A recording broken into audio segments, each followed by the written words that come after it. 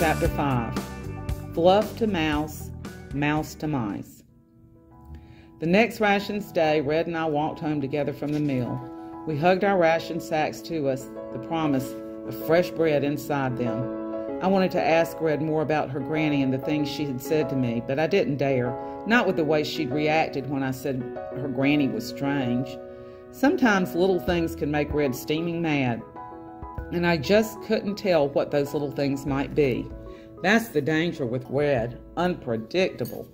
Suddenly Red groaned, and I looked up to see a tall, skinny man leaning against a tree, a giant sack flung over his shoulder. "Kessler the peddler," I shouted.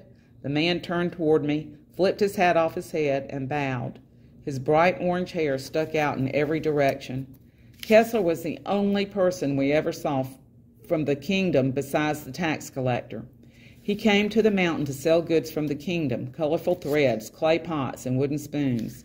Sometimes he had gold, likely from our mines, molded into rings and bracelets and chains. How funny that we dug up all that gold, but we could never afford to buy it back. But I wasn't interested in gold, and the thing I most wanted to see from Kessler wasn't in his old patched-up sack. "Children," chimed Kessler. He looked around to see if we were alone, then whispered, "Come for a spell. An enchantment?" "Magic." I stepped forward, but Red grabbed my shirt collar and hauled me back. "Of course not," spat Red. "Speak for yourself." I shook her off. I had heard Frederick and Bruno talk of Kessler's magic. Nothing like a witch turning someone into a toad or making a storm, but he could touch fire, make things disappear, or turn one small thing into another. That's what I wanted most, to see him turn one thing into something else. "Only cost you a scoop of grain," said Kessler. I hesitated. Gran would be furious if she knew I'd traded even a tiny amount of our food for a magic trick. We had so little to begin with. Besides, she didn't approve of magic.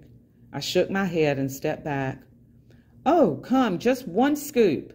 You won't starve for it. Bet you haven't had much fun in weeks, all that digging." Kessler gave a feeble smile. Suddenly I saw the hunger in his eyes. How hollow and sharp his cheeks were. He must be even hungrier than I was to sell a magic trick for a scoop of grain.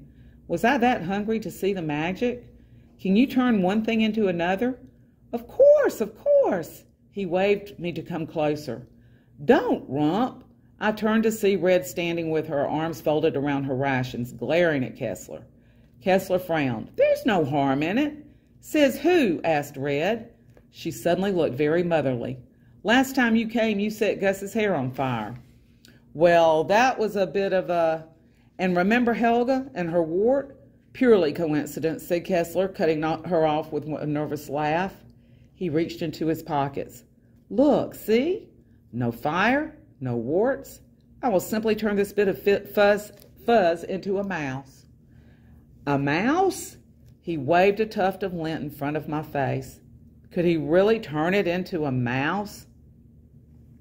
Gran told me a story of turning mice into horses and a pumpkin into a golden coach. Wouldn't it be fun to see a bit of fuzz turn into a live mouse? "Rump," said Red through gritted teeth. "No," I ignored her. "I was just a scoop of grain. Gran would hardly notice, and I'd skip breakfast in the morning. That was fair." I opened my ration sack, and Kessler whipped a tin cup from his pocket. He quickly scooped out a heap of flour and then pocketed it again. My stomach clenched. I'd have to skip 3 breakfasts for that. Red clucked her tongue in disappointment. "And now," said Kessler, holding out the piece of lint, "I shall turn this little fuzz into a mouse." Kessler cupped the fuzz in both hands and brought it close to his face. He muttered some words, and his eyes got big and glassy. The fuzz started to tremble and swell. A tail poked out of one end, and the other end grew ears and a pointy little snout and made a tiny squeak. Last to take shape were 4 small paws and 2 beady black eyes. A mouse! He had turned the fuzz into a mouse. "Did you see?" I said to Red, pointing to the mouse. "I saw," she said grumpily. I smiled up at Kessler. He smiled back and put the mouse in his vest pocket. "Next time, maybe I'll turn the mouse into a cat." "Eep, eep." We looked down to see another mouse scurrying toward us. Then came another and another. "Eep, eep, eep." 6 mice were skittering over Kessler's feet. Well, look at that! He pulled the mouse out of his pocket. They've come to greet their new friend. Isn't that magical? I started to nod in agreement, but then I heard strange noises, a pattering like rain, and also a distant squeaking like a flock of birds taking flight. The sounds got louder. "Here it comes," said Red. Kessler's eyes went wide.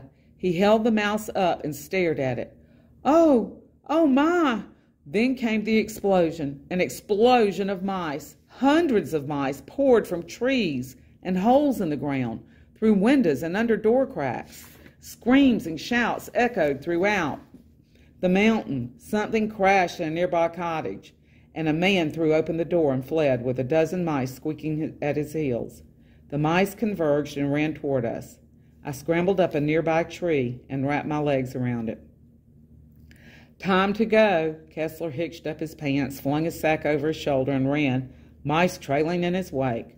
Red laughed and shook her head. "That fool! He still hasn't learned to stay away from magic. He'd be safer playing with fire." "But Kessler only does small tricks." "What's wrong with that?" "All magic has consequences, Rump. Even small magic can have big consequences. If he had turned it into a squirrel, would all the squirrels have attacked? Something entirely different could have happened. Something even worse, like maybe he would have grown squirrel teeth." Red stuck out her teeth and wiggled her nose. I laughed. Red dropped her squirrel face so she looked grave and grim.